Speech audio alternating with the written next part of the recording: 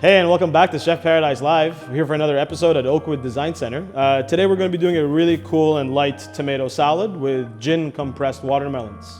All right, so for today's tomato salad recipe, you're going to need goat cheese. This is approximately 250 grams of goat cheese. We have some rubbed mint, which is dried mint as well. I buy the rubbed mint variety because it's a lot more herbaceous and a lot more floral. There's some red za'atar from Syria called Aleppo za'atar. This is Cerignola olives. There's some picked mint. That's going to be our final garnish. Over here, we have gin compressed watermelons. We have some rock salt to finish. Rock salt is going to be a huge part of the dish. And we have some cut cherry tomatoes. So the really cool thing about red za'atar is its anise forward flavor profile. So I prefer this in certain dishes, especially with fish dishes, with chicken dishes. So it's equally comprised of sumac, sesame seeds, anise seed, and cumin. You won't be able to find this at most Middle Eastern grocery stores, but you will be able to find this at our chef-curated pantry at Chef Paradise. And as for the watermelons, you can compress these in a multitude of ways. You could do simple syrups, you could do any form of alcohol. It's really easy to do at home. Just a Ziploc bag, a freezer bag, not a thin sandwich bag. Cut your watermelons into whatever size that you're looking for. And you can even use cantaloupes, you can use pears, you can use apples, and the compression liquid, whatever is being sitting in it, as long as it's a flavorful medium. All right, so now we're gonna make the goat cheese and rubbed mint. So for this, to every 250 grams of goat cheese, you're gonna wanna add 2 full tablespoons of rubbed mint. Luckily, I'm a chef and I know what 2 tablespoons looks like.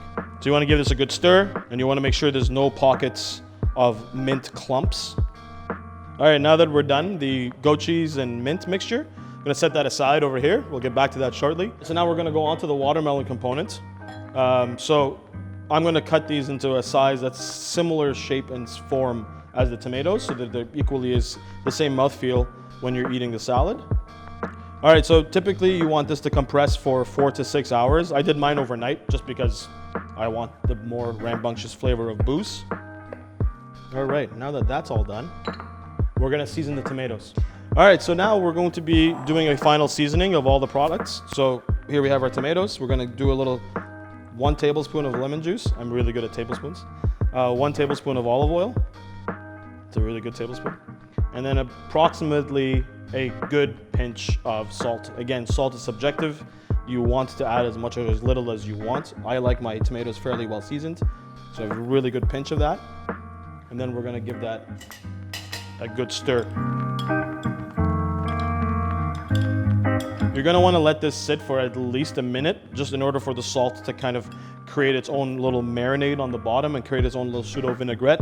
So on the bottom of the bowl, you'll have some lemon juice, some olive oil. The salt will kind of seep into there and will kind of make its own natural vinaigrette. All right, so now we're gonna start plating. I did go for a more blue plate because we are doing a white swoosh on there. Again, keep your station clean, keep your area clean. The idea is that clean mind, clean plating, clean focus. So we're gonna start with the goat cheese. So you could plate this in a million different ways. You could use a spoon and you could spread it in the middle and create a little nest. You could do a swoosh, which we'll be doing with the offset spatula. In order to do what I'm about to do, you will need one of these. This is an offset spatula, quite straightforward. Most kitchens should have it. If you don't, you know where to get it. So you wanna put a really good 2 tablespoons on the plate, and you wanna put it to where your 5 o'clock would be. We're gonna call this segment plating like a chef. So then you wanna just kind of give it a good smear on the edge of the plate. And you want this kind of paintbrush effect on the plate. Okay? So then the red za'atar is fairly abrasive. You don't want to put this on top of the tomatoes, as you want it to be a secondary, maybe even tertiary flavor. If you put it directly onto the tomatoes, it might mask a lot of the subtleties and the aromas of the tomatoes. So we're gonna start with the red za'atar. We're gonna put a little sprinkling of this on the cheese. So as you go to grab the tomato, a little bit of cheese and red za'atar comes with it. So again, flavor is subjective. You could put as much as you want or as little as you want. So as you can see, I've done 2 teaspoons worth of red za'atar. Next up on the docket, we're going to place the watermelons first because this is a secondary component of the dish. The cherry tomatoes are the primary focus. So for this, again, as boozy as you want, as big as you want, as small as you want, and as many as you want. There are no rules. It is your kitchen. So I'm going to be doing 7 because it's my lucky number. Okay, so now we kind of have a design schematic of where we want to go with it. So now we're going to lay the tomatoes kind of intertwined amongst the pyramids of watermelons. So you want to give this one final stir. Again, you'll see this little pseudo vinaigrette kind of happening at the bottom of the bowl. You want to keep that for later. You'll be dressing your tomatoes with it afterwards. So I've cut these in different sizes and different shapes, mostly cylindrical, but I've cut some of them in half, I've cut some of them in thirds, I've cut some of them just off the top and the bottom off. Sole reason for that is just for mouthfeel, so you have different textures going on at the same time. Okay, that's it for tomatoes. Now we're gonna move on to the olives. So we have some Bella de Cerignola olives here. These are Spanish olives. So these are light, these you can find at most Italian grocery stores. These olives are particularly special to me because they're not really messed with. They're very natural. They're in their rawest form. So they're only sitting in a very basic saltwater brine.